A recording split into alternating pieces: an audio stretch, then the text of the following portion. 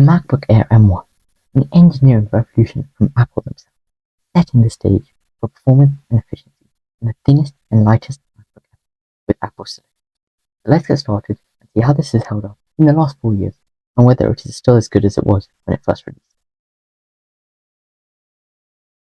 Now beginning, let's start with the design. This MacBook features the old wedge-shaped design, which was very iconic when first released and is the last MacBook of its kind, making it truly efficient for traveling, saving space, and getting a premium feeling device with a lot of power. As part of this design is a very responsive keyboard and trackpad, making this best trackpads I've ever tried in a laptop or MacBook. It's quick, smooth, and very big, allowing for greater ease of use. In addition to this, the keyboard is so smooth, providing for a simple experience with all function keys, and is perfect for professional use. So, the design's perfect, right? Well, not quite. As you can see, the MacBook lacks a lot of ports, such as HDMI for external connections, with only a USB-C and Thunderbolt 3 port with headphone jack.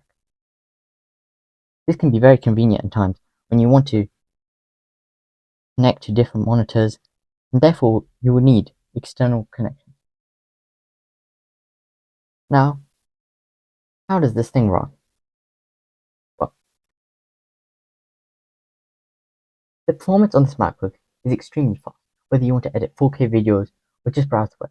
This is insane performance. So, let me prove it to you.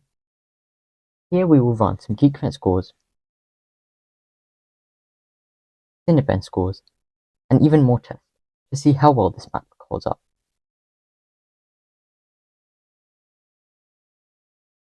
First, let's start with Cinebench.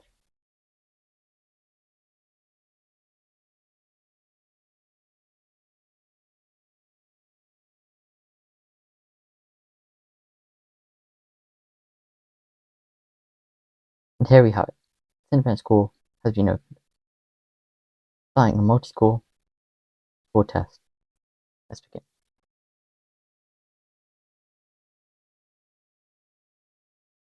MacBook Air M1 features 8 cores and is running the current 14.5 macOS version. So let's see how fast this runs on Cinebench R23.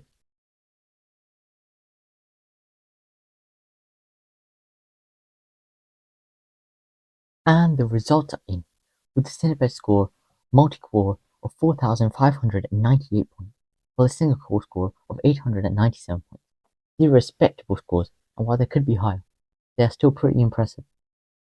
Then the higher-end i7, beating the i7 Intel Core processors.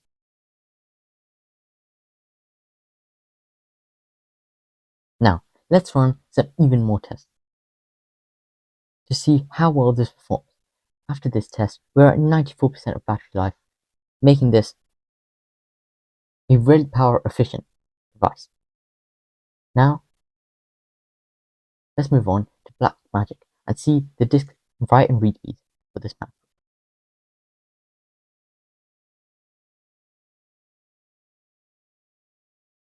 I'm pretty quick there.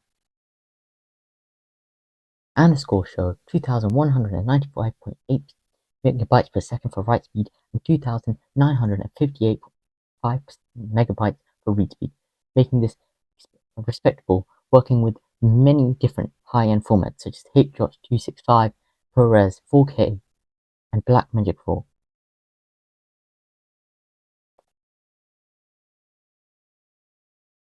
These tests show how powerful the M1 MacBook really is, showing how even in 2024, the MacBook Air is an insanely powerful device to get.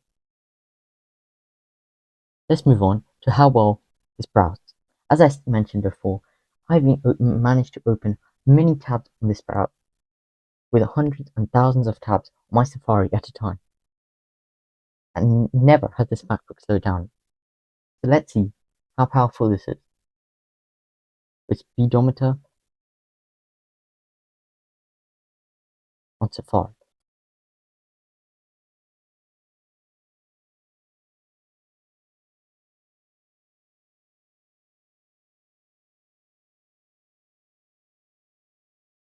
And there we have it, 354 for the Speedometer test, showing how quick this can run on Safari. I've used multiple browsers, multiple tabs, and this MacBook has never slowed down. So with high read speed and high write speed, even though this has 8GB of RAM for most professional tasks, this should work flawlessly. With more demanding tasks, may needing more newer Macs, such as the M1 Max or the M1 Pro. However, for the majority of people, this MacBook should run insanely quick. In my personal experience using this MacBook rarely overheats, making this insane for performance. And the best part, it works with or without it being plugged in, making it perfect for traveling around on a busy schedule. Now, while editing video, screen quality can be a crucial aspect. And while this is not as bright as some newer MacBooks, this can still hit 400 nits of peak brightness, which is considerably low. However, on a day-to-day basis, this is not much of a problem. However, outside in the summer, you may run into some issues while viewing the screen. Now, with an LCD display, this may not have the brightest or latest tech, such as mini LED or OLED. However, it still works in most scenarios. So if screen quality is not super crucial for you, this MacBook still delivers overall great viewing indoors. Although this is the case in more professional editing, where screen and color are very important, the newer MacBook Pros would be a better choice. This has P3 color gamut saturations, making it perfect for most editing workflows.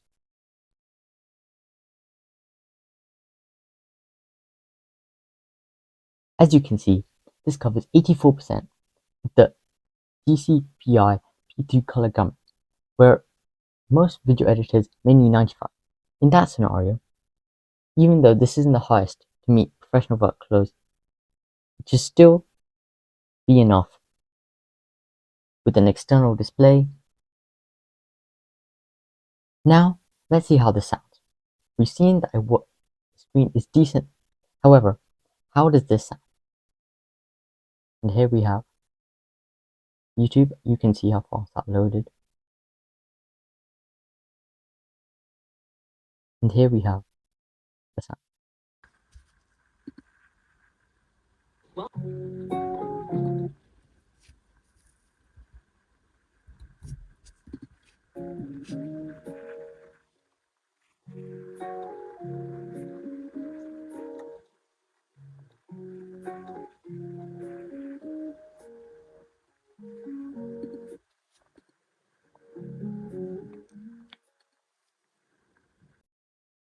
The Air also has great microphones for calls and meetings, although this only has a 720p camera, making it very low quality. This has a very low camera quality. As you can see on the screen, the camera is only 720p, which is quite low, being one of the greatest downsides of this MacBook. However, if connected to an external display, this may be beneficial and could be fixed.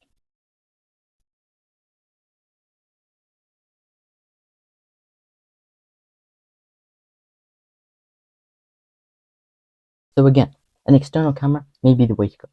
Now you've edited some videos, watched some videos, talked on FaceTime using the camera, and done a lot of research on Safari. How is the battery life? Well, on the battery life on this MacBook is average. Overall, with basic use, the battery life lasts around 2 to 3 days, depending on usage, making it great for the average user. However, professionals may require more power and efficiency. If you require more extreme editing on the go, then the Air may not be the greatest option for you. However, as a casual user with basic video editing, the battery life is just right on the Air, although this could decrease with time. As per Apple, the Air is supposed to have around 18 hours of battery for video playback and 15 hours of web browsing, which is aligned to my current use with 98 99% maximum capacity. So whether you're getting ready for uni or want some basic video creations, this is the perfect buy for you. Why is the MacBook Air so important? Well, with Apple's latest releases, with the Apple Intelligence, iPhone and Mac, this is the one of the few Macs that support Apple Intelligence. And coming in the fall, you'll be able to use Apple's latest features, such as writing emails, notes, communication, and image playground, which is a new type of customizable theme allowing you to create images from just a description. As you can see, most of these features require the M1 or later MacBooks, and that's why buying the MacBook Air might be the few Apple Silicon Macs to support this Apple Intelligence, providing a private, free, and powerful AI experience for now. With the Air, and without the Air, this could really be missed. So, the Air only going around for £600 on Amazon may be the perfect time to get it now. Thank you for watching. Please subscribe, like, and share. Make sure to leave any comments on what you think the M1 MacBook Air is and whether it is worth it to buy. See you next time.